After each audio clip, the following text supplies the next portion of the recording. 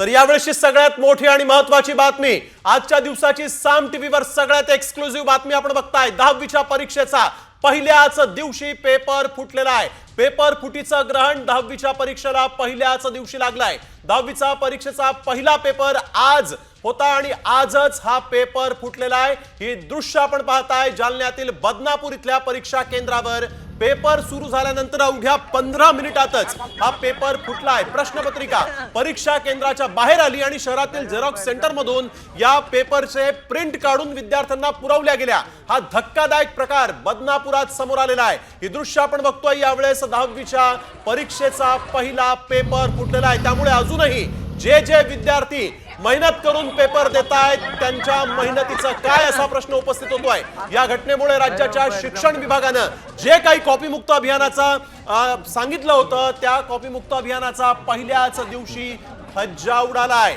साम टीव्हीने ही बातमी सगळ्यात आधी प्रेक्षकांसमोर दाखवलेली आहे आणि यामागे पेपर फोडण्याचा उद्देश आमचा नसून प्रशासन आणि सरकारचे डोळे उघडावे यासाठी म्हणून आम्ही ही पेपर फुटीची बातमी सगळ्यात आधी आपल्याला दाखवलेली आहे। प्रशासनाने मात्र यावर आता काय कारवाई करणं अपेक्षित आहे हे देखील लवकरच स्पष्ट होणार आहे। पहिल्याच दिवशी पहिलाच पेपर मराठी विषयाचा आणि हा फुटला आणि शहरातल्या झेरॉक्स सेंटरवर त्याच्या प्रिंट खैराती सारख्या वाटल्या गेल्या आणि आता आपण बघतोय जे वर्षभर 10वीचे विद्यार्थी या पेपरचा अभ्यास करत होते त्यांच्यावर मात्र हा अन्याय।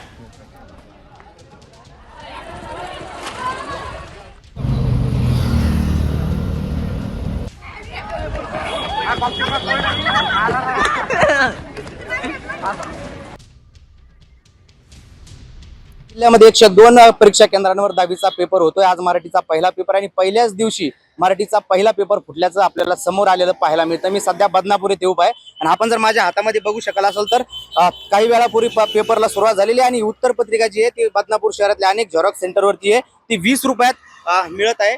तर हे स्वतः माझ्या हातामध्ये पूर्ण उत्तर पत्रिका आहे। आपण बघू शकतो की यामध्ये सविस्तर अशी पूर्ण प्रश्नपत्रिकाच लीक झाल्याचं या उत्तर पत्रिकामधून तरी आपल्याला समोर येताना पाहायला मिळत आहे। त्यामुळं जालन्यातील बदनापूर इथं मराठीचा 10वीचा मराठीचा पहिला पेपर फुटलेला आहे आणि उत्तर पत्रिका जी आहे ती माझ्या हातामध्ये आहे। आपण जर पाठीमागे पाहिलं तर 10वीचा पेपर अजूनही सुरू आहे। पेपर हा संपलेला नाही। त्यामुळे पेपर संपण्यापूर्वीच अशा प्रकारच्या उत्तर पत्रिका ज्या आहेत त्या CSC केंद्रांवरती अगदी 20 रुपयात मिळताना आपल्याला पाहायला मिळत आहे। त्यामुळं जालन्यामध्ये मराठीचा पहिला पेपर फुटल्याचं देखील समोर आल्याचं आपल्याला पाहायला मिळत आहे। अक्षय शिंदे, साम टीव्ही न्यूज, बदनापूर, जालना।